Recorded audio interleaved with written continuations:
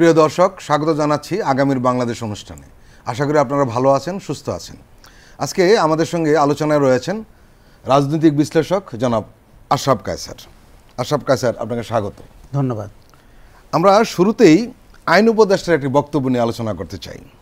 আইন উপদেষ্টা আসিফ নজরুল শনিবার এক অনুষ্ঠানে বলেছেন যে আমাদের কাজের সমালোচনা করবেন, সমস্যা নেই, কিন্তু যখন সম্পূর্ণ আজগবি মিথ্যা তথ্য দিয়ে ব্যক্তিগত চরিত্র হনন করা হয় তখন মনে হয় সমালোচনাটি অসৎ উদ্দেশ্য করা হলো। এরকম হচ্ছে ইদানিং, আপনি কি বলবেন? আমি তার সাথে একমত, এবং আমরা যেটি দেখতে পাচ্ছি 5ই অগস্টের পরে মনে হচ্ছে আমাদের সমস্ত ব্যক্তিগত আক্রোশ, ইচ্ছা অনিচ্ছা এবং চাওয়া পাওয়া এগুলোর একটা হিসাব নিকাশ শুরু হয়েছে। দেখুন, কোনো ব্যক্তি সম্পর্কে আপনার অবজারভেশন থাকতেই পারে, তার অতীত নিয়েও আপনার বক্তব্য থাকতে পারে।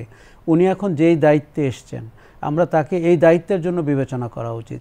যারা এই জিনিসগুলো সামনে আনছেন তাদের মতলব কিন্তু ভালো না, তাদের উদ্দেশ্য খারাপ। কাজে আমরা যারা মনে করছি যে এক ধরনের ক্লারিটি হচ্ছে, ট্রান্সপারেন্সি হচ্ছে, এটি কিন্তু তা না।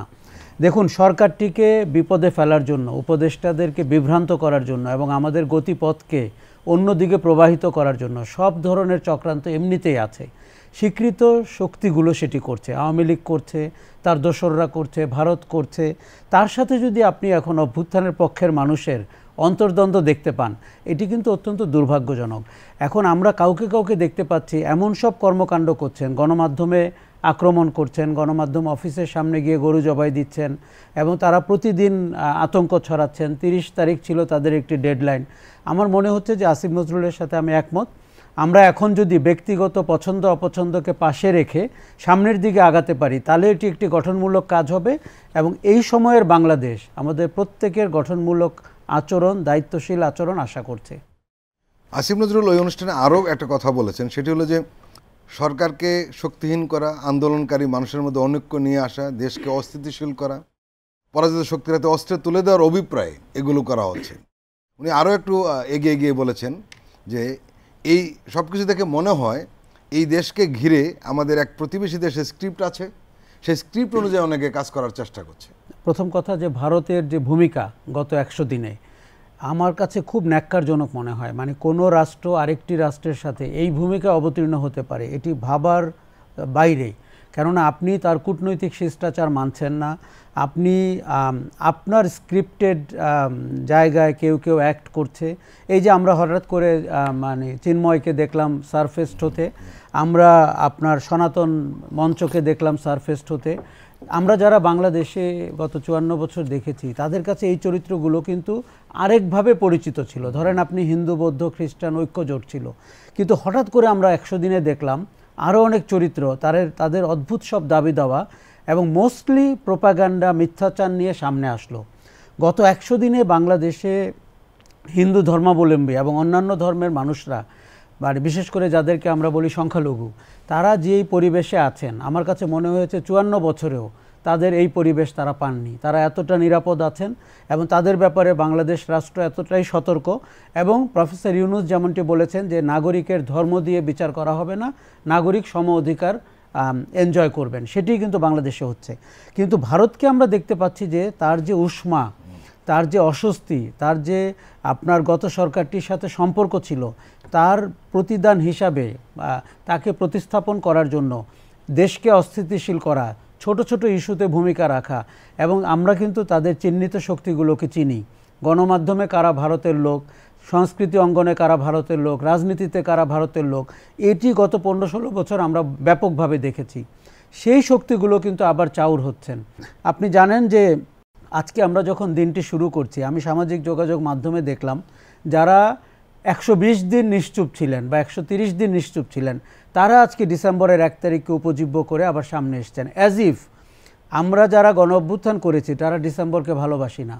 তার মানে হচ্ছে তারা উসিলা খুঁজছেন, তারা কোনো একটা উসিলায় এসে একটা অস্থিতিশীলতা তৈরি করে। আপনি জানেন যে ভারত মনে করে থাকে জঙ্গিরা দেশ দখল করেছে, ইসলামিস্টরা দেশ দখল করেছে। শোনেন, বাংলাদেশের জনগণ যদি ইসলামিস্টদেরকে ক্ষমতায় আনে, ভারতের কি বলার আছে? জঙ্গিদেরকেও যদি ক্ষমতায় আনে, আমি যুক্তির খাতিরে বলছি, তাতেও আরেকটি দেশের কিছু করার নাই। আমাদের এখানে যদি গণ অভ্যুত্থানে একটি সরকার আসে অথবা ভোটের মাধ্যমে যেই পাওয়ারে আসলো, পৃথিবীর সব রাষ্ট্রের তাকে কুর্নিশ করতে হবে, এটিই নিয়ম। কিন্তু ভারত আমাদের এখানে এমন সব অভ্যন্তরীণ বিষয়ে নাক গলাচ্ছে। দেখুন, চিন্ময়ের ব্যাপারটি অথবা ইসকন, সেটি অত্যন্ত বিতর্কিত বিষয়, এবং তাদেরকে আমরা যেই ভঙ্গিতে কথা বলতে দেখলাম, যেরকম সন্ত্রাসী আচরণ করতে দেখলাম। আমি লন্ডনে হরে কৃষ্ণ হরে রামের মিছিল দেখেছি, সমাবেশ দেখেছি, কোথাও তো এই চেহারা দেখিনি। তারপরেও পৃথিবীতে 26টা দেশে তাদেরকে বয়কট করা হয়েছে, নিষিদ্ধ করা হয়েছে। আমরা বিষয়টিকে অত্যন্ত গুরুত্বের সাথে দেখতে হবে। আমরা যেন বিষয়টিকে সংখ্যালঘুদের প্রতিস্থাপন হিসাবে না দেখি, আমরা যেন ষড়যন্ত্রের অংশ হিসেবে দেখি।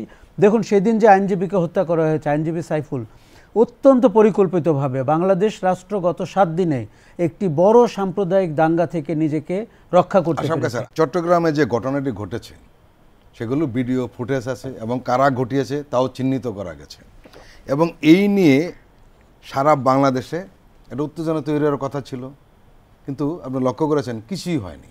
সমস্ত রাজনৈতিক দলগুলো, এমনকি ইসলামিক সংগঠনগুলো পর্যন্ত জনগণকে উল্টো আহ্বান জানিয়েছে কেউ যাতে কোনো উত্তেজনা তৈরি না করে। এখন ভারতীয় মিডিয়া দেখে মনে হচ্ছে যে এখানে যে কিছু হলো না সাম্প্রদায়িক, এতে তারা হতাশ। ভারত চেয়েছিল যে ওই হত্যার পরপর সারা দেশে রায়ট শুরু হবে এবং ভারত সেটিকে বিশ্বের কাছে দেখাবে যে বাংলাদেশে হিন্দু মুসলমানরা মারামারি করছেন। কিচ্ছু ঘটেনি। আমাদের ইতিহাসে কখনো সাম্প্রদায়িক উস্কানিকে এত ম্যাচুরিটির সাথে আমরা কখনো মোকাবেলা করতে পারিনি। এবং আপনি শুরুতে যেটি বলেছিলেন যে আন্দোলনের পক্ষের মধ্যে মানে বিভক্তি হচ্ছে, ক্রাইসিসে কিন্তু আমরা সবাই আবার এক। আমার মনে হচ্ছে চট্টগ্রামের ঘটনাটি সেটি আবার করেছে, যে ইসলামী দল বলি যাদের অনেক বেশি সংক্ষুব্ধ হওয়ার কথা, এবং আপনি জানেন যে তাদের রাজনীতির একটি বড় উপাদান হচ্ছে এরকম কোনো ঘটনা, সেইখান থেকে তারা সংযত হয়েছেন। এবং কিন্তু ভারতের তাতে কিন্তু অস্বস্তি শুরু হয়েছে। ভারতীয় মিডিয়া, আমি পালকি শর্মাকে সেদিন করতে দেখলাম যে এই সংখ্যালঘুদের ঘটনা, প্রফেসর ইউনুস তাকে জোড়া দিয়ে এমন সব কল্পনা মিশ্রিত। আমার মনে হচ্ছিল আগে আমি পালকি শর্মাকে ভাবতাম বিজেপির প্রতিনিধি, এখন মনে হচ্ছে ভারতীয় স্টেটের প্রতিনিধি, সেই ডিপ স্টেট যেখান থেকে আসলে এই ধরনের লোকরা বের হয়। কাজে আমাদের যেটি করতে হবে শুধু রাজনীতির মাঠে না, শুধু সামাজিকভাবে না। আপনি জানেন যে এখন পৃথিবীতে যুদ্ধটা হচ্ছে ন্যারেটিভের, যুদ্ধটা হচ্ছে স্টোরি টেলিংয়ের, যুদ্ধটা হচ্ছে আপনি বিশ্বের কাছে আপনার কথা কত ভালোভাবে পৌঁছে দিতে পারেন। এই জায়গাতে আমাদের অনেক বিনিয়োগ করতে হবে, মানুষজনকে জড়ো করতে হবে এবং গল্পটা বলতে হবে। ভারত প্রোপাগান্ডার সবগুলো অর্গানকে ভারত কাজে লাগাচ্ছে, তার গোয়েন্দা বৃত্তির সবগুলো অর্গানকে লাগাচ্ছে, ডিপ্লোমেসির ধার ধারছে না। এবং কোনো প্রতিবেশীর সাথে ইতিহাসে কোনো প্রতিবেশী যুদ্ধের ছাড়া এই ধরনের আচরণ করেছে কিনা আই ডাউট। আমাদেরকে ইতিহাসে এটি ভালো করে বলতে হবে।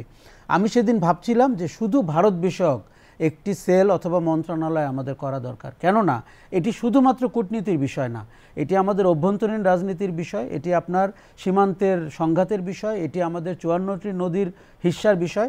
তাকে যেন আমরা জুম ইন করতে পারি এমন একটি দপ্তর আমাদের তৈরি করতে হবে, যাতে করে বিশ্বের কাছে আমরা বলতে পারি কেন বাংলাদেশ এরকম কাজ করতে পারলো। শনিবার নর্থ সাউথ ইউনিভার্সিটির অনুষ্ঠানে পররাষ্ট্র উপদেষ্টা তৌহিদ হোসেন এমন কিছু কথা বলেছেন, আমরা গত 15.5 বছরে পররাষ্ট্র মন্ত্রণালয়ের কারো কাছ থেকে এই ধরনের কথা শুনিনি। উনি আপনি যে ভারতে মিডিয়ার ভূমিকার কথা বলছিলেন সেই ব্যাপারে উনি স্পষ্ট করে বলেছেন। উনি বলেছেন যে ভারতের মিডিয়া হঠাৎ করে একেবারে যেন ভয়ঙ্করভাবে লেগে পড়লো আমাদের বিরুদ্ধে। আমি এটা স্পষ্টভাবে এবং খোলাখুলিভাবে বলেছি যে বিভিন্ন বিবৃতিতে সেটা উল্লেখ করেছি। ভারতের মিডিয়া যে ভূমিকা নিয়েছে সেটা কোনো অবস্থাতেই দুটি দেশের মধ্যে স্বাভাবিক সম্পর্ক প্রতিষ্ঠার জন্য সহায়ক নয়। তৌহিদ হোসেন একেবারে স্পষ্ট করে বলেছেন যে ভারতের গণমাধ্যমে বাংলাদেশ নিয়ে মিথ্যাচার হচ্ছে। গত কয়েক দশক আমাদের পররাষ্ট্র মন্ত্রণালয়কে মনে হতো ভারতের পররাষ্ট্র মন্ত্রণালয়ের এক্সটেনশন।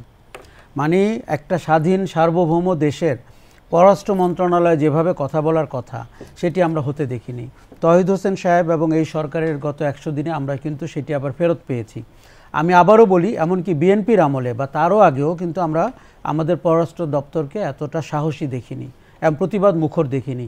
আজকে যখন আপনি ভারত নিয়ে কথা বলেন, আমার ফেলানির কথা মনে পড়ে, আমার সীমান্তে হত্যার কথা মনে পড়ে, এবং পৃথিবীর যুদ্ধ ছাড়া 3-4টা সীমান্তে এরকম হত্যাকাণ্ড ঘটে, গাজা, ইসরায়েল, মেক্সিকো, যুক্তরাষ্ট্র, এরকম।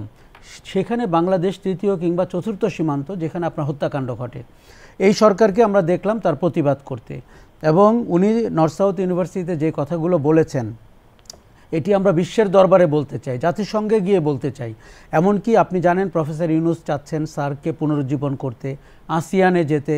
উনি কিন্তু খুব প্র্যাগমেটিক ওয়েতে কথাগুলো বলছেন। দেখুন, সাউথ এশিয়া যদি একটি পাওয়ার হাউস হয়, সেটা রাজনৈতিকভাবে হোক, অর্থনৈতিকভাবে হোক, সেইটা এই দেশের এই অঞ্চলের জনগোষ্ঠীকে সাংঘাতিকভাবে হেল্প করবে। কিন্তু ভারতের যে ভূমিকা আমরা দেখছি, ভারত বাংলাদেশের কাছে ক্ষমা প্রার্থনা করেনি। কেননা শেখ হাসিনা যেরকম গণহত্যার জন্য ক্ষমা চাইবে, ভারত কিন্তু আমাদের 3টি নির্বাচন গুম করার জন্য ক্ষমা চাইবে। যতদিন পর্যন্ত সেটি না হচ্ছে, আপনি ভারতকে সমান কাতারে বিবেচনা করবেন না। দেখুন, একটা দেশের মানুষের সবচেয়ে বড় অধিকার হচ্ছে রাজনৈতিক অধিকার। ভারত সেই জায়গাটিতে আপনাকে রাজনৈতিক অধিকার থেকে বঞ্চিত করেছে। অতএব 3টি নির্বাচনের ব্যাপারে তার ভূমিকা রয়েছে। সীমান্তে গত 54 বছরে যতগুলো হত্যাকাণ্ড হয়েছে, ভারত সেটির ব্যাপারে তার জবাবদিহি করতে হবে। আপনি অভিন্ন নদীতে আমাকে যে বঞ্চিত করেছেন, সেটির ব্যাপারে জবাবদিহি করতে হবে।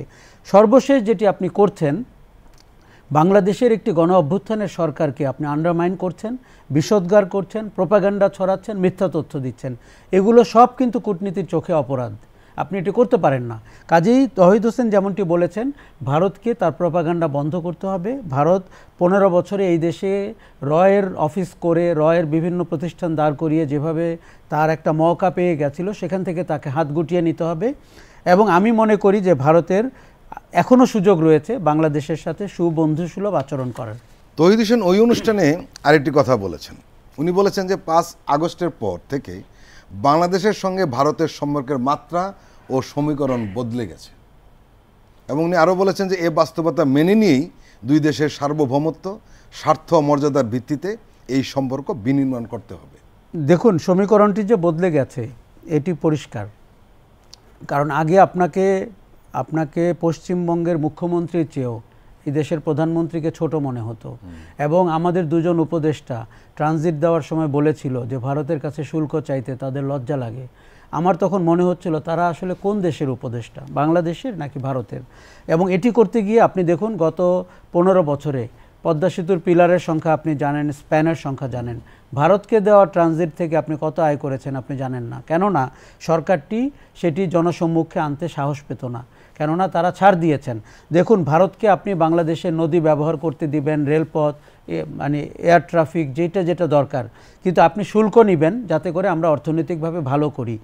তৌহিদ হোসেন যেমনটি বলেছেন যে সমীকরণটি একেবারেই বদলে গেছে। এখন আমরা একটি স্বাভাবিক সাম্যের, অধিকারের সম্পর্কের জায়গায় দাঁড়িয়েছি। কাজেই ভারতকে প্রোপাগান্ডা বাদ দিয়ে তাকে স্থিতিতে আসতে হবে এবং সেই সাথে বন্ধুত্বপূর্ণ সম্পর্কের দিকে এগোতে হবে।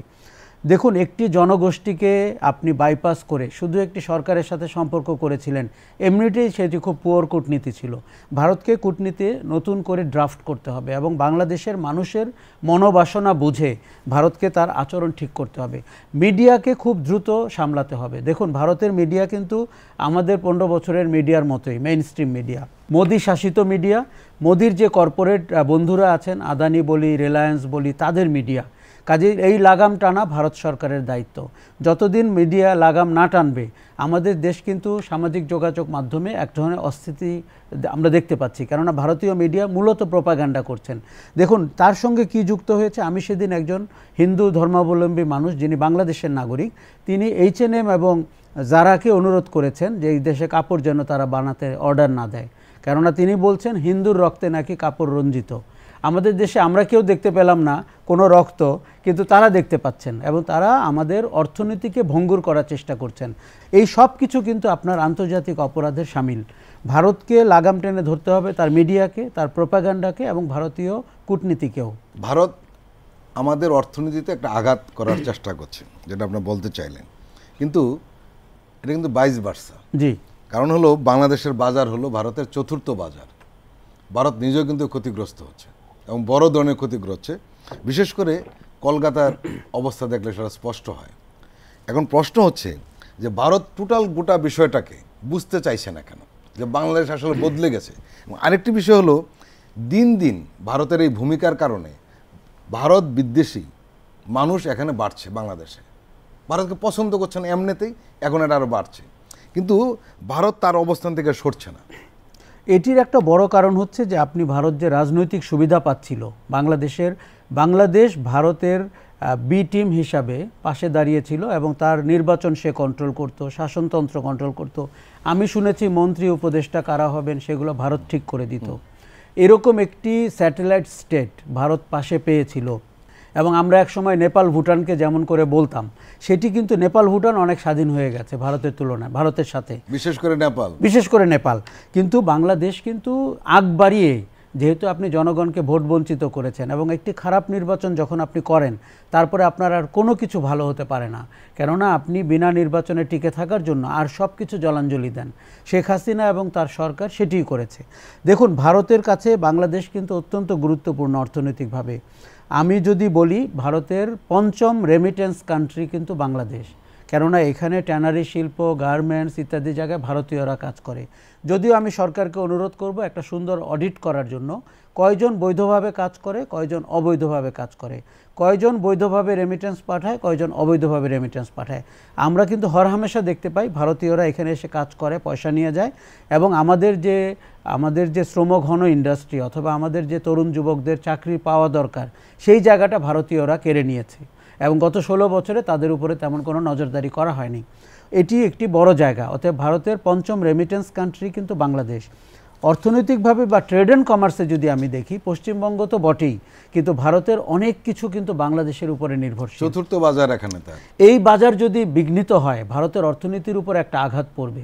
পশ্চিমবঙ্গে কিন্তু বিয়ে শাদির বাজার কিন্তু একদম ডেজার্টেড। পশ্চিমবঙ্গের হোটেলগুলো, বাংলোগুলো কিন্তু খালি, কেননা আমাদের দেশের ওদের যে হেলথ কেয়ার সিস্টেম, সেখানেও তার পঞ্চম ক্রেতার নাম বাংলাদেশ। কাজে ভারতের যে হাসপাতালগুলো, সাউথ ইন্ডিয়াতে বলি, ইস্ট ইন্ডিয়াতে বলি, সেগুলো বাংলাদেশের উপর নির্ভরশীল। ভারতকে হিসাব করতে হবে, মানে শুধুমাত্র অর্থনৈতিক টার্মে বাংলাদেশকে হাতছাড়া করার ক্ষতি কতটা। কিন্তু আমি যদি দেখুন, আমি কিন্তু ভারতের যে সুশীল সমাজ, ভারতের যে সেন্সেবল নাগরিকদের, তাদের কাছে আহ্বান জানাবো যে ভারতকে কিন্তু আমরা মোদির ভারত হিসাবে দেখতে চাই না। ভারতকে কিন্তু শুধুমাত্র সরকারের ভারত হিসাবে দেখতে চাই না। ভারত কিন্তু আমাদের কাছে 1 বিলিয়নের অধিক মানুষের দেশ হিসাবে দেখতে চায় এবং আমাদের ইতিহাস আছে, সৌহার্দ্যের ইতিহাস আছে, সহযোগিতার ইতিহাস আছে। আমরা যেন সিটিজেন টু সিটিজেন একটা সম্পর্কের দিকে আগাতে পারি। ভারতের ওই অরুন্ধতী রায় সহ ওই ব্রেনগুলোকে আমরা বাংলাদেশকে নতুন আলোতে দেখতে পছন্দ করতে চাই এবং আমার মনে হয় সেই সময় ঘনিয়ে এসছে। তাদের কাছে আমাদেরকেও রিচ আউট করতে হবে। আমরা যেন মোদি এবং রতে আমাদের সম্পর্ক সীমাবদ্ধ না রেখে বা আদানি রিলায়েন্সকেই আমরা ভারত মনে না করি। যেমন আমি মনে করে থাকি যে আমাদের যে প্রাইভেট সেক্টর, সেটা যেন আমরা মানে আজিজ খান বা সালমান অথবা বসুন্ধরার শাহ আলমকে দিয়ে প্রাইভেট সেক্টর না দেখি। প্রাইভেট সেক্টরে অনেক গুণী, ত্যাগ তিতিক্ষাওয়ালা, ডেডিকেটেড, সৎ ব্যবসায়ীরা আছে। তাদেরকে আপনি সামনে আনবেন, উপর থেকে ফেলে দিলেন বাজেদেরকে।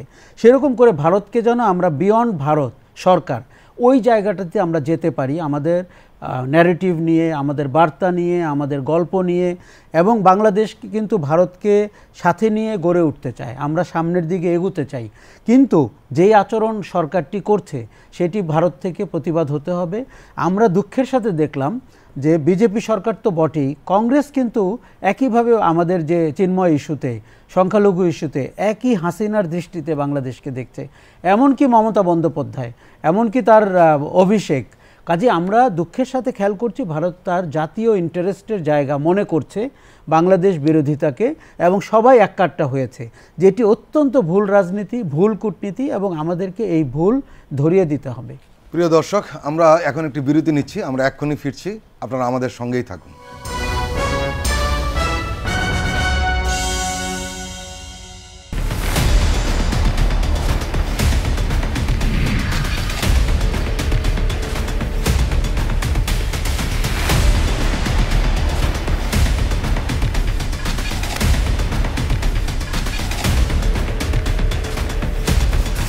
নিপীড়নের স্মৃতি, প্রযোজনা মোহাম্মদ হাসান রিয়াদ ও গোলাম মোর্শেদ। দেখবেন প্রতি শুক্র ও শনিবার সন্ধ্যা 7টায়।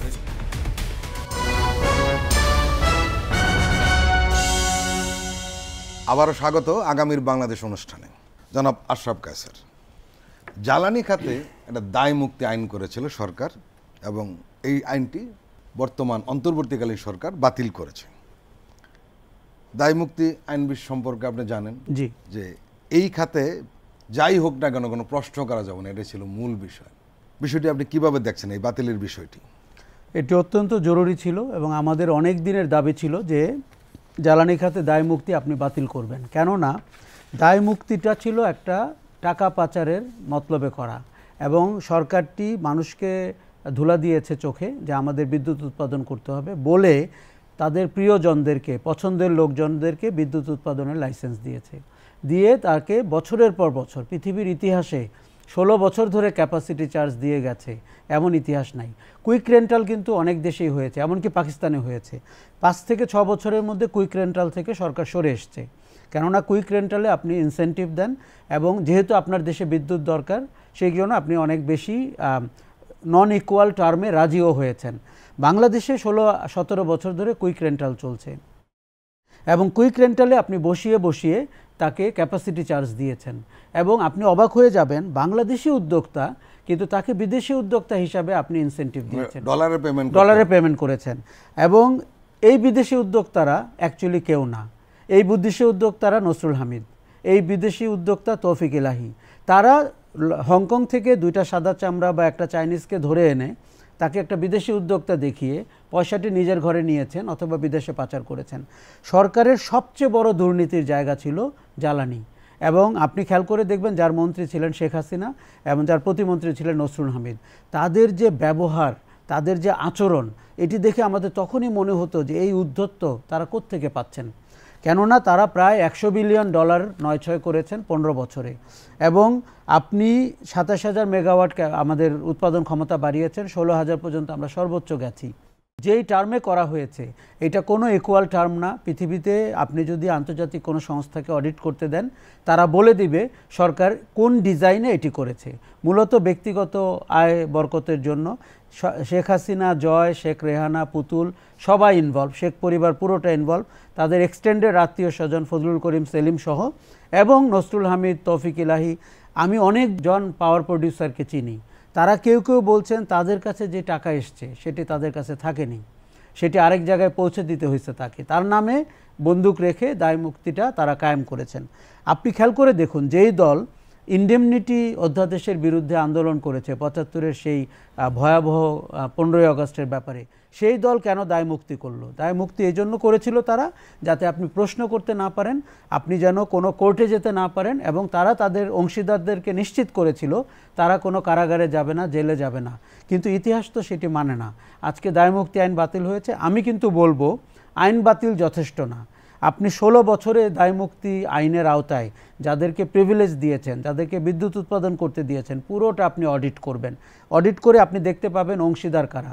আজকে আমরা যখন সামিটকে দেখি অথবা ইউনাইটেডকে দেখি অথবা বাংলা ট্র্যাককে দেখি, এই যে বড় বড় প্রডিউসাররা, তারা হঠাৎ করে, বিশেষ করে সামিট চোখে পড়ল সবার, যে একটি কোম্পানি যাকে আমরা গণায় ধরতাম না, সে হঠাৎ করে এত বড় বাংলাদেশি কংগ্লোমেরেট হয়ে উঠল। যিনি একটি টাকা বিদেশে নেওয়ার অনুমতি নেয়নি, তিনি কি করে সিঙ্গাপুরের সর্বোচ্চ ধনী হয়ে উঠলেন? সমস্যা হচ্ছে তিনি আবার কোনো কোনো মিডিয়ার ট্রাস্টি বোর্ডে আছেন, অথবা ওই মিডিয়া তার ব্যাপারে নিশ্চুপ, তার কোম্পানির ব্যাপারে নিশ্চুপ। আমার মনে হয়েছে যে আপনি শুধু দায়মুক্তি আইন অধ্যাদেশ বাতিল করা, এটির পাশাপাশি আপনি অনুসন্ধানটি করেন যাতে ভবিষ্যতে কেউ এরকম কোনো জ্বালানি খাত নিয়ে বা অন্য কোনো খাত নিয়ে একই রকমের চর্চা করার সুযোগ না পায়। অনুসন্ধানের আরেকটি কারণে প্রয়োজন, সেটি হলো যে কিভাবে দুর্নীতিটা হয়েছে। মানে এটা একদম কিন্তু ওপেন সিক্রেট এই বিদ্যুৎ খাতের দুর্নীতিটা। কারণ আমরা ওই যে আপনি যেটা বললেন যে বসিয়ে বসিয়ে টাকা দেওয়া, এটা আসলে যদি চূড়ান্তভাবে একটা অনুসন্ধান রিপোর্ট যদি সরকার দিতে পারে তাহলে মানুষ বুঝতে পারবে যে এই পতিত সরকার কি পরিমাণ এবং কিভাবে লুটপাট করেছে, চিত্রটা পাবে তারা। আপনাকে বলি, এটি একটি লোমহর্ষক ঘটনা, এবং শুধুমাত্র কুইক রেন্টাল অথবা বিদ্যুৎ কেন্দ্র না, কিন্তু আপনি কি করে বাংলাদেশের গ্যাস উৎপাদন বন্ধ রেখেছেন, গ্যাস এক্সপ্লোরেশন বন্ধ রেখেছেন, মানে আপনি এনার্জিতে কোনো ইনভেস্ট করেন নাই, দেশীয় প্রকৌশলীদেরকে আপনি বেকার করেছেন, তাদেরকে অনুৎসাহিত করেছেন এবং তাদেরকে দেশ ছেড়ে যেতে উৎসাহিত করেছেন।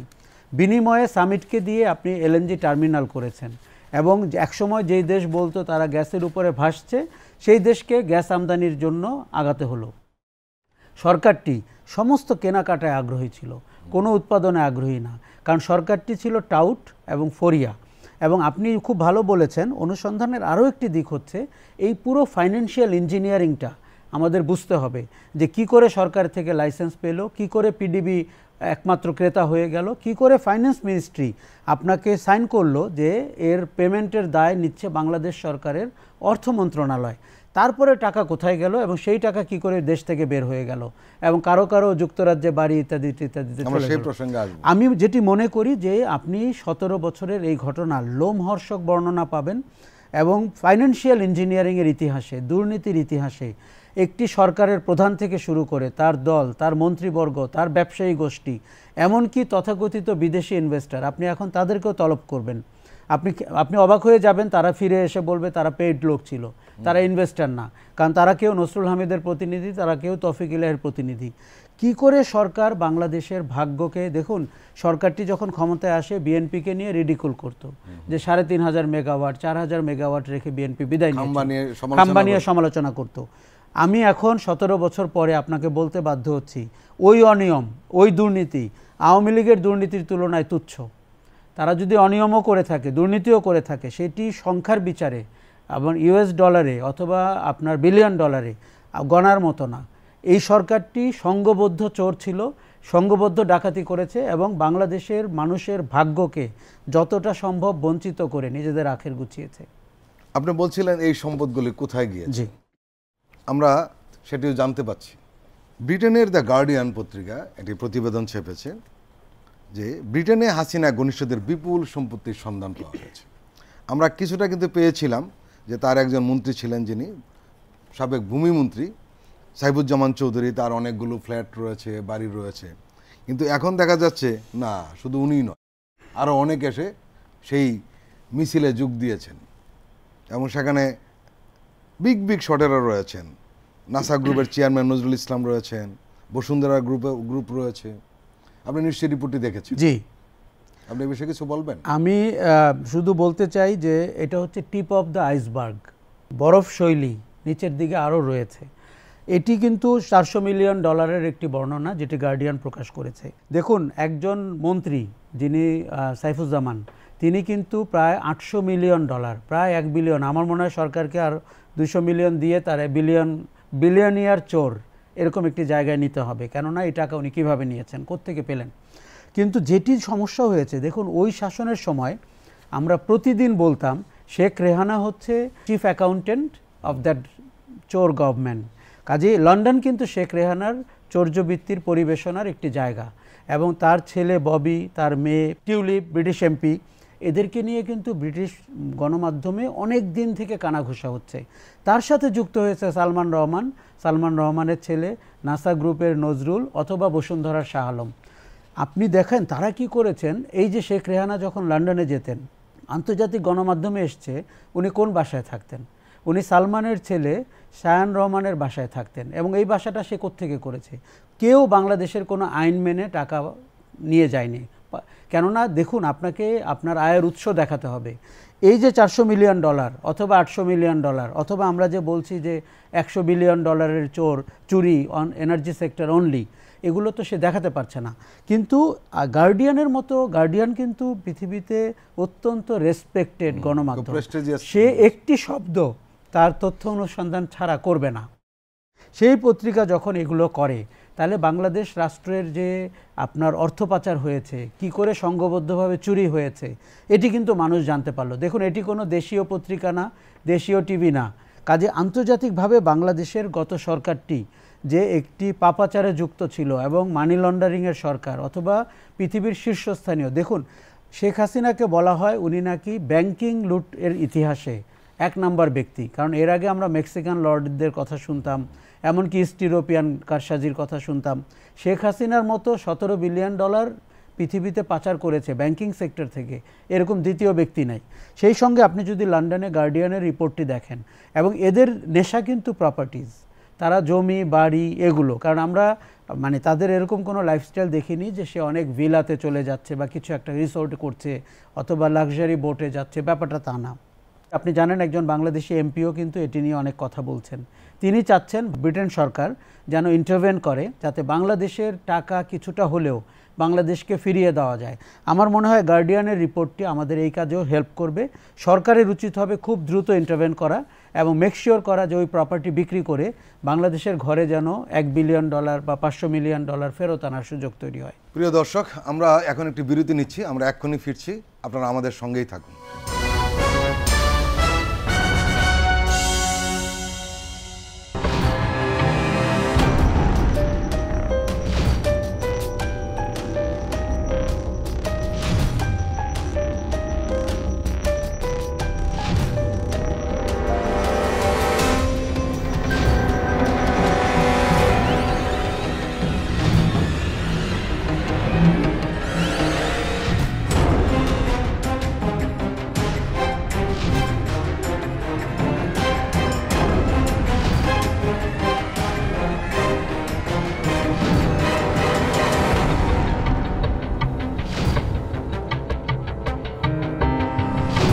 কেমন আছে অর্থনীতি দেখবেন প্রতি সোম ও মঙ্গলবার রাত 10:20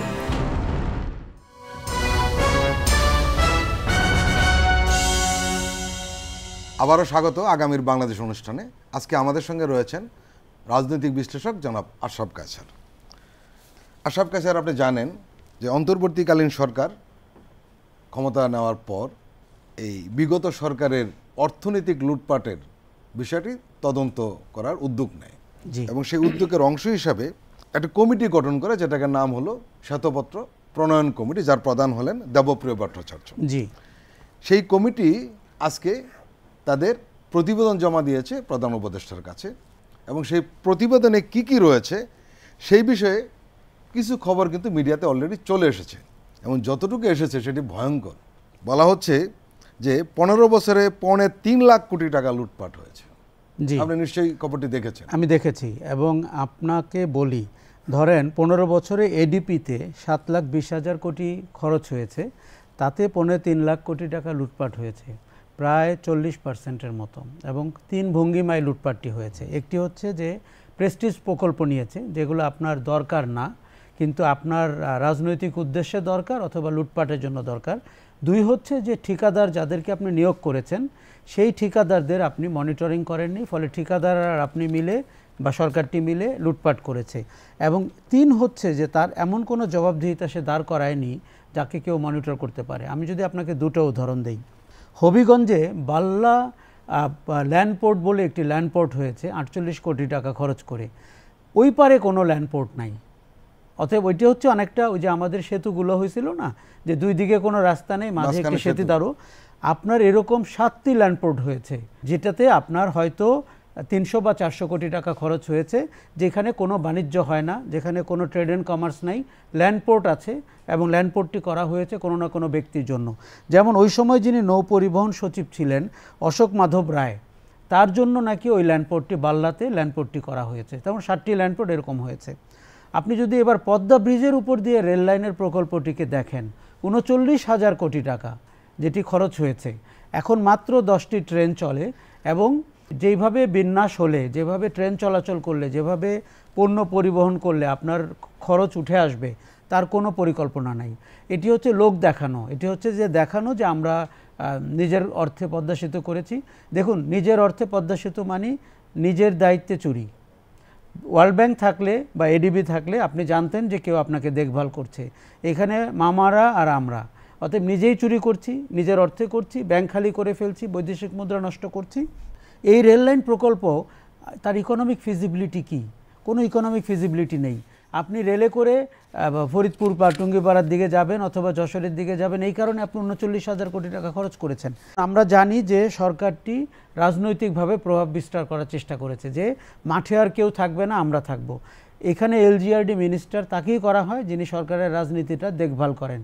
অতএব তাদেরকে দিয়ে এমন সব উন্নয়ন প্রকল্প করা হয় যেটি জনগণের স্বার্থে না, রাজনৈতিক দলের স্বার্থে, লুটপাটের স্বার্থে কিংবা সরকারের স্বার্থে। কিন্তু এই যে দেশ উন্নত হবে বলা হচ্ছিল এবং উন্নয়ন, কিন্তু দেখুন আপনাকে কিন্তু গণতন্ত্র থেকে বঞ্চিত করা হয়েছে উন্নয়নের নামে। সেটি শহরের উন্নয়ন, মেট্রো রেল, অথবা এক্সপ্রেসওয়ে আর গ্রামের উন্নয়ন যেরকম করে আমরা দেখেছি। কিন্তু এই পুরো উন্নয়ন, আমি যেমনটি আগে বলছিলাম যে জ্বালানি সেক্টরের মতো এই উন্নয়নও কিন্তু একটা বড় মাপের চুরি ডাকাতির গল্প, এবং যেখানে জবাবদিহিতা ছিল না, যেখানে তাদের রাজনৈতিক বিবেচনা ছিল, যেখানে বাংলাদেশের স্বার্থ ছিল না, আওয়ামী লীগের স্বার্থ ছিল। আসলে আমরা এই 15 বছরের শাসন ব্যবস্থাকে কি বলবো? না, একটা লুটপাটের ইতিহাস। এটি আসলে ভয়ঙ্কর লুটপাটের ইতিহাস, এবং একটি দেশের 17 কোটি মানুষকে বঞ্চিত করে, তার ভাগ্যকে মানে বঞ্চিত করে, তার জীবন মানকে নিচের দিকে নামিয়ে কয়েকটা মানুষ, গুটি কয় মানুষ, 50-60 জন কিংবা 100 জন লোক, এই যে মাফিয়া তন্ত্র, মাফিয়া লীগ, এটি আপনার এনার্জি সেক্টর থেকে চুরি করেছে, ডিজিটাল বাংলাদেশের নামে চুরি করেছে, এমনকি নিজের বাবার নামে মুজিব বর্ষ করতে গিয়ে চুরি করেছে, উন্নয়ন প্রকল্পের নামে চুরি করেছে। আমি আজকে কিন্তু মুখিয়ে আছি শ্বেতপত্র প্রণয়ন কমিটির পুরো রিপোর্টটি পড়ার জন্য, দেখার জন্য, কেননা আমরা যারা তাত্ত্বিকভাবে অর্থনীতি রাজনীতি নিয়ে কথা বলি তারা কেন মানে আমাদের ভালো করে পড়া দরকার যে 17 বছর 16 বছর ধরে একটি সংঘবদ্ধ ডাকাত, চোর এবং মাফিয়া আমাদের দেশকে কি করে আমাদের রাজনৈতিক অধিকার থেকে বঞ্চিত করেছিল, আমাদের অর্থনৈতিক স্বার্থকে জলাঞ্জলি দিয়েছিল এবং নিজেদের আখের গুছিয়েছিল। দেখুন, এই সরকারের কাছে আমার একটি বড় দাবি হচ্ছে যে আপনি $100 বিলিয়ন মধ্যে প্রতীকী অর্থ হলেও কয়েক বিলিয়ন ডলার ইংল্যান্ড থেকে, আমেরিকা থেকে, কানাডা থেকে, যেখানে জয় থাকেন, যেখানে পুতুল থাকেন, যেখানে টিউলিপ থাকেন, এদের কাছ থেকে ফেরত আনতে হবে। কেননা বাংলাদেশের অধিকার রয়েছে এই টাকার উপরে, এবং আপনি পৃথিবীর যে কোনো দেশকে বলবেন তারা আপনার সাথে একমত হবে যে বাংলাদেশের গরিব মানুষের ভাগ্য তাকে ভোট দিতে দেয়নি, তাকে ভাত খেতে দেয়নি, এবং তার অর্থনৈতিক প্রবঞ্চনা করে তার কাছ থেকে টাকা চুরি করে আনা হয়েছে।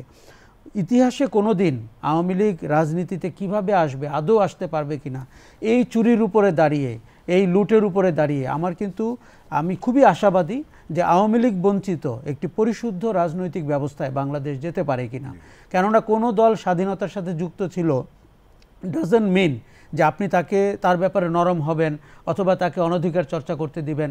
কাজে এক অর্থে হচ্ছে গণহত্যার বিচারটি হতে হবে, 16 বছরের ফ্যাসিবাদী শাসনের বিচার হতে হবে, এবং এই যে লুটপাট, অর্থনীতির লুটপাট, ব্যাংকিং সেক্টর বলি, জ্বালানি বলি, ডিজিটাল বাংলাদেশের নামে বলি, বাবার নামে বলি, বাবার নামে ব্যবসা করে বা চুরি করে রাষ্ট্রের অর্থ চুরি করার এরকম নজিরও কিন্তু পৃথিবীতে বিরল। আশরাফ কায়সার, রোববার একটি মামলার রায় হয়েছে এবং খুব আলোচিত মামলা, 21শে আগস্ট গ্রেনেড হামলার মামলা। এই মামলাটি নিয়ে সবারই একটা আগ্রহ ছিল যে হাইকোর্ট কী রায় দেয়, এবং সেই রায়টি আমরা পেয়েছি। সেটি হলো যে তারেক রহমান সহ যারা এই মামলার আসামি ছিলেন 19 জন, সবাইকে খালাস দেওয়া হয়েছে। এটি আমরা গভীরভাবে অপেক্ষা করছিলাম, পর্যবেক্ষণ করছিলাম যে এই রায়টি কি হয়। এবং আপনি জানেন যে তারেক রহমান, লুৎফুজ্জামান বাবর এবং আব্দুস সালাম পিন্টু, এই যে মূল অভিযুক্ত ব্যক্তি, তাদেরকে কিন্তু খালাস দেওয়া হয়েছে, এবং সেই সঙ্গে বিচারিক আদালতের যে রায়টি ছিল সেটিকে অবৈধ ঘোষণা করা হয়েছে। দেখুন, 21শে আগস্টের গ্রেনেড হামলা বাংলাদেশের রাজনীতির ইতিহাসে বা আমাদের যে পারস্পরিক সম্পর্কের ইতিহাসে একটি মোড় ঘুরানো ঘটনা বলে আমরা বিবেচনা করি। বিগত সরকারটি যেটি করছিল, দেখুন, একটি ঘটনার তো সত্য একটি, কারা যুক্ত না এটি আমরা জানি, কিন্তু যেই মুহূর্তে আপনি তদন্তকে প্রভাবিত করতে শুরু করেন এবং তার সাথে রাজনীতির মিশেল যুক্ত করেন অথবা প্রতিপক্ষকে ঘায়েল করার চেষ্টা করেন, তখন কিন্তু সেটি আর অত শক্ত অবস্থানে থাকে না। গত 16 বছরে আমরা দেখেছি যে বিএনপির রাজনীতি শেষ করা, তারেক রহমানের নেতৃত্বকে শেষ করা এবং ওই সরকারের ইমেজ নষ্ট করা, এগুলোতে কিন্তু সরকার অনেকভাবে প্রভাবিত করেছে এই মামলা এবং এই তদন্ত এবং এই রায়কে। এবং যাতে করে দেখুন, প্রধানমন্ত্রী নিজের থেকে বলতেন তারেক রহমান খুনি এবং তাকে এই গ্রেনেড হামলার জন্য দেশে ফিরতে পারবেন না, ইত্যাদি ইত্যাদি। আবার আমরা যখন বিএনপির শাসনে দেখেছি যে 2004-এ যখন ঘটনাটি ঘটেছে, পরবর্তীতে সময় কিন্তু বিএনপিকে আমরা দেখেছি যে বলছিলেন যে যদিও তারা সরকারে ছিলেন, অতএব যারা সরকারে থাকেন দায়িত্ব তাদের, কাজে তাদের সময়ে ঘটেছে, সেটি তাদের ইন্ধনে ঘটেছে, তাদের কোনো নেতৃত্বের কারণে ঘটেছে, নাকি তাদের আইন শৃঙ্খলার মনিটরিংয়ের অভাবে ঘটেছে, ওটিও আমরা তেমন পরিষ্কার কিন্তু তখন বুঝতে পারিনি। এবং তখন মনে হয়েছে যে সরকার হয়তো চেষ্টা করছে, আপনি জজ মিয়া নাটকের কথা জানেন, সরকার হয়তো চেষ্টা করছে এটিকে একপেশে করে ফেলতে, ঢেকে ফেলতে, জজ মিয়া নাটক হয়েছে। আজকের রায়ের পরে আমার মনে হচ্ছে যে এখন একটি নতুন ঘটনা ঘটবে, সেটি হচ্ছে যে আবার আপিল করা হবে কিনা, আর অধিকতর তদন্ত করা হবে কিনা, নাকি আমরা বুঝে যাব যে আমাদের অনেক সময় মনে হয়েছে যে এরকম একটি ভয়াবহ আক্রমণ এটি কি শুধুমাত্র একটি রাজনৈতিক দলের পক্ষে করা সম্ভব? এটি কি আসলে দুজন ব্যক্তি এবং তিনজন সহযোগী নিয়ে করা সম্ভব?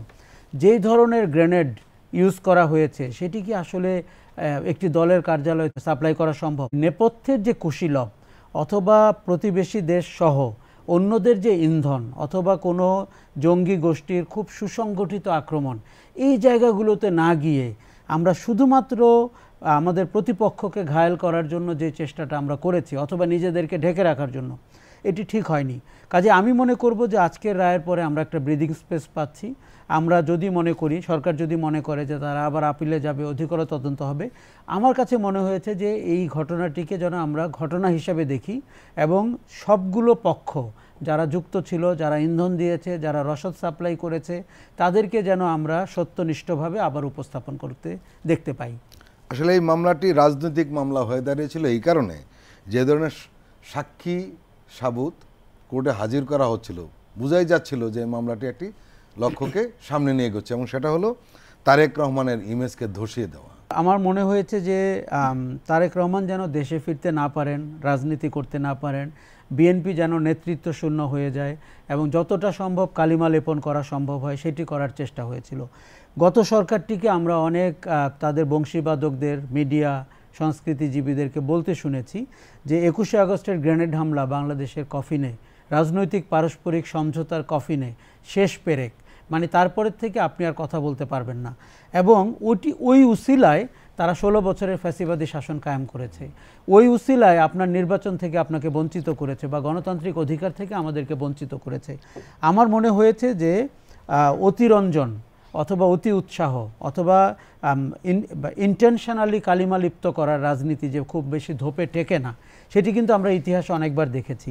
অভিযুক্ত যারা ঘটনা সংগঠিত করেছেন, যারা যুক্ত ছিলেন শারীরিকভাবে, যারা রসদের সাথে যুক্ত ছিলেন, এমনকি আওয়ামী লীগের ভেতরেও যদি আপনাকে মনে হয় যে কেউ তাদের পারস্পরিক সংযুক্তির বিষয় রয়েছে, সবগুলো জিনিস দিনের আলোতে আসা দরকার। আমরা বাংলাদেশের ইতিহাসে এরকম একটি নির্মম আক্রমণ, এতজন মানুষের মৃত্যু, এবং আমরা দেখেছি যে পরবর্তীতে এটি নিয়ে তেমন ভালো তদন্ত হয়নি। আমরা অনেক সময় আদালতের কাছে চলে যাই, কোর্টের কাছে চলে যাই, কিন্তু তদন্তের যে বিভাগগুলো তারা যখন রাজনীতি দুষ্ট হয়, দলীয় পৃষ্ঠপোষকতার আবরণে থাকে, সেটি দিয়ে আপনি ভালো তদন্ত পান। তদন্তের গোটা বিষয়টি আমরা লক্ষ্য করেছি এক পেশে এবং একমুখী, এবং সেটা বিএনপি টার্গেট, বিশেষ করে তারেক রহমান টার্গেট ভীষণভাবে। আপনি যদি তদন্তের আগেই আপনার টার্গেট সেট করে ফেলেন এবং তদন্তের কোনো মানুষের সাহস আছে এর ব্যত্যয় ঘটানোর, টার্গেটের দিকে না এগিয়ে যাওয়া, সেটি আমাদের একটি ভয়ঙ্কর বাজে কালচার। আমরা যেন আবার টার্গেট সেট না করে তদন্তের দিকে যাই, তাতে করে কিন্তু আপনি রিভিলিং অনেক তথ্য পাবেন। আপনার মনে হবে যে আমরা ভাবতেও পারিনি এরকম একটা ঘটনা ঘটেছে। আমাদের সবসময় বোঝা উচিত সারফেসে আপনি যা দেখেন আসলে পুরোটা সত্যি না, তার পেছনে সত্যি রয়েছে, তার পেছনে কুশীলব রয়েছে এবং তার পেছনে রাজনৈতিক উদ্দেশ্য থাকে, প্রশাসনিক উদ্দেশ্য থাকে। এই ঘটনাটিকে আমরা দিনের আলোতে, নতুন আলোতে দেখতে চাই। আজকের রায়ের পরে আমার ধারণা তার একটি মোড় পরিবর্তনকারী ঘটনা শুরু হলো। আগামীতে ইতিহাস কোন দিকে এটিকে নিয়ে যাবে সেই অপেক্ষায় থাকব। আশরাফ কায়সার, মামলার এই রায়টি নিঃসন্দেহে শুধু তারেক রহমান নয়, বিএনপির জন্য একটি স্বস্তিদায়ক পরিবেশ তৈরি করবে, আপনার কি মনে হয়? নিঃসন্দেহে করবে। এবং আপনি জানেন যে দেখুন, আপনি যখন ক্ষমতার বাইরে থাকেন তখন আপনার মামলা বা অতীতের কোনো ঘটনা কিছু নিয়ে বাংলাদেশের গণতান্ত্রিক ইতিহাসে কিছু করার সুযোগ থাকে না। বিএনপিকে আমরা 16 বছর একইভাবে ব্লেমড হতে দেখেছি এবং তাদের নেতৃবর্গকে বিচারিক আদালতে রায় পেতে দেখেছি। এইটি রাজনৈতিকভাবে বিএনপিকে ভীষণ স্বস্তির জায়গায় ফেলবে, দেশবাসীকে অনেকভাবে নতুন করে চিন্তা করার সুযোগ দিবে এবং বিএনপির মূল নেতৃত্ব তারেক রহমানের দেশে ফিরে আসার একটি পটভূমি তৈরি হচ্ছে বলে মনে হচ্ছে। আমাদের মনে হয় যে সুস্থ রাজনীতির জন্য আমরা যে ঘায়েলের রাজনীতি করি, প্রতিহিংসার রাজনীতি করি এবং শেষ করে দেওয়ার রাজনীতি করি, এ থেকে যেন বাংলাদেশ বেরিয়ে আসতে পারে। এবং আজকের রায়ের পরে এটির একটি নতুন পটভূমি তৈরি হলো। দুর্ভাগ্যজনক হচ্ছে যাদের সাথে নিয়ে আপনি রাজনীতি করবেন তারা ইতিমধ্যে আবার গণহত্যা করে পালিয়ে গেছে।